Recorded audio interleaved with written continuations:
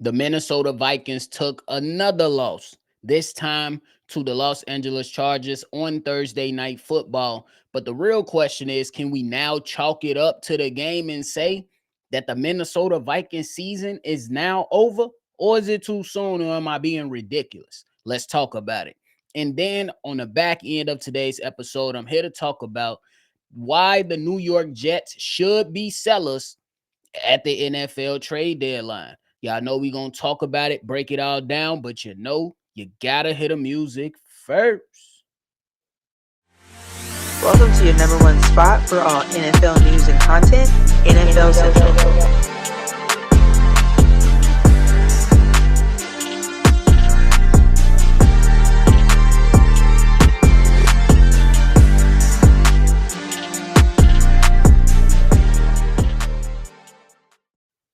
What's going on, NFL fans? Welcome back into another episode of NFL Central, your number one spot for everything NFL. I'm your host here, Bobby, and I'm holding it down on another daily episode. So if you're tuned in, love talking football talk, regardless of who you root for, make sure you go ahead and join the NFL Central family and hit that like button and subscribe to the channel. But hey, the Minnesota Vikings got their tails kicked last night. That's just what the reality is. A 37-10 loss to the Los Angeles Chargers in a game to where Justin Herbert threw for 3 touchdowns and looked really, really good. And the Vikings offense couldn't really do much of anything. But is the season now over? The Minnesota Vikings now have a 3-4 record, and Carson Wentz looks hurt. We don't know when JJ McCarthy is coming back. And that schedule for the Minnesota Vikings is brutal moving forward. They're going to have a game versus the Detroit Lions, the Baltimore Ravens, the Chicago Bears, the Green Bay Packers, the Seattle Seahawks, the Washington Commanders, the Dallas Cowboys, and the feisty, not too great though, New York Giants on their schedule as the weeks go on. Is the season over? If you ask me, I'm saying yes. The Viking season is now over. There was a lot of injuries on the offensive line. There are a lot of injuries on the defensive line. And this is one of those discussions to where when we love that certain teams go out there and make certain investments on their team, where it becomes a little bit tricky. In the situation of the Minnesota Vikings, the Washington Commanders, and even the Houston Texans out though in there, it becomes a little tricky when you go out there and you invest money in older NFL players in the trenches. One of the teams that did the most buying this offseason, or at least one of them, was the Minnesota Vikings, picking up a number of offensive linemen, picking up a number of defensive linemen. And right now, a lot of those guys are hurt. And that is the fine line that we walk when trying to make a team better, when you can pivot too soon or push the chips into the center of the table too fast without the proper investment with youthfulness. We all understand it. You can go out there and acquire some pros or some veteran type of players, but my philosophy, at least I think it's a good one, but you let me know. I think there should be a good mix of veterans with youthfulness on any given team to ensure that the chances of you being down multiple players from different position groups, you limit that to a certain extent with having some of those younger guys coming out of college, having some of those younger guys going into year 2, year 3, year 4, than per se having a 8-9 year vet who has dealt with injuries prior to joining your team and now being on your team as someone that you can depend on. You let me know, though, how you feel about it. But I think that teams need to have a good balance of young guys with veteran guys. And I think you position yourself far more better than to say we're going to do a whole bunch of patchwork with a bunch of veterans who's been around the block at least 7, 8, 9, 10 years. You know, it's not to say that those guys can't come in and contribute, but depending on the matchups that you're gonna face on any given game day, the schedule and how frequently you're playing Sunday night and then turning around and playing Thursday night, or the how the teams line up, whether you're going against one of the best teams in the NFL at the top of the chain, and then you're doing that in consecutive weeks, compared to if you're playing somebody at the top and then you're going to play a bottom feeder per se. But I think it's still an interesting one. But the one of the reasons why I'm going on and saying that the Minnesota Vikings season, in my opinion, is now over. Hopefully, I'm wrong. Maybe I'm just talking crazy. But I think that from what it looks like, this coaching staff, they don't trust JJ McCarthy. And from the quarterback position, they don't trust Carson Wentz. If we look at the situation, I'm not a doctor. I'm not going to sit up here and act like I am. But what I do know is that if a quarterback is able to come out there and play a little banged up at 80%, typically that quarterback goes out there and play. I'm looking at the Baltimore Ravens situation. Yes, they gave Lamar Jackson time to heal from that hamstring injury, but he looked like he's, at least right now at the time of this recording, it looks like he's trending upwards to playing that matchup Sunday versus the Chicago Bears. And they're not saying that, look, we got a game Sunday and then turn around, got to play Thursday versus the Miami Dolphins. We're just going to sit them out and give them enough time. They're not saying that. But the Minnesota Vikings, JJ McCarthy just missed his sixth game of this season. And it ain't looking too good for the Minnesota Vikings. And then you have your head coach saying, I didn't have my guys prepared.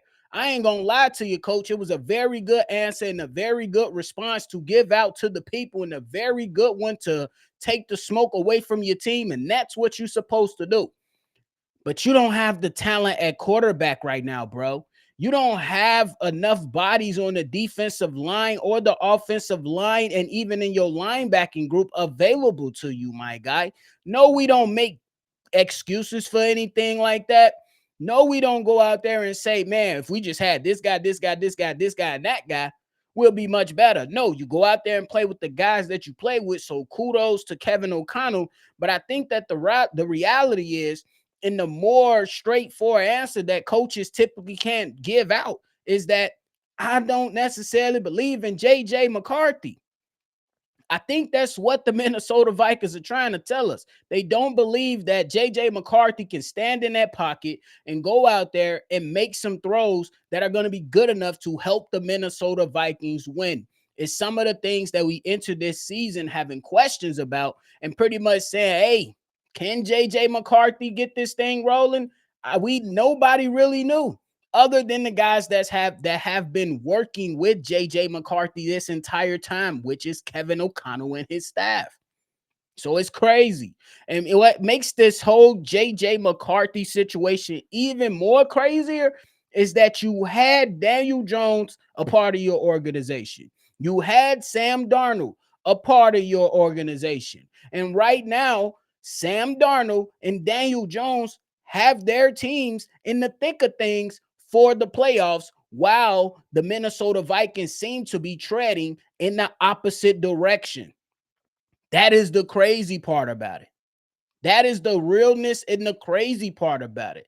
I know that 3-4 is not necessarily a bad record for a team.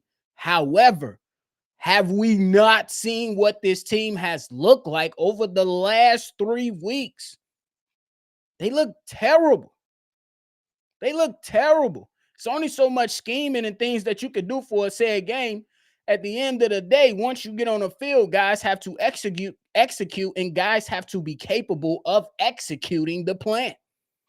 And right now, they don't have that at quarterback. They just don't. So I think that this is one of those things. I don't necessarily know if the Minnesota Vikings are going to be looking at another quarterback option this offseason. We heard about rumors that they wanted to retain Sam Darnold. We heard the rumors that they was looking at Aaron Rodgers this offseason. Those were kind of your red flags to look deeper into the situation. And I'm not a doctor. I ain't going to hold you. I am not a doctor. But keeping JJ McCarthy out for this long for an ankle looks a bit shaky to me, but I'm going to let the doctors say what they say, and I'm going to allow the teams to do what they do. I just personally don't believe that they believe, the Minnesota Vikings, that is, I don't believe that they have belief in JJ McCarthy. So I'm chalking it up to the game and saying that it is pretty much over for the Minnesota Viking fans this season. Y'all have a good one. Hope I'm wrong, but y'all have a good one. Now, before we get up out of here, I want to talk about the New York Jets. Gang green. I got something for the New York Jets, and it's very, very simple. Right now, your team is 0-7. And I know y'all got some players around here that can be useful for teams that are pushing for the playoffs.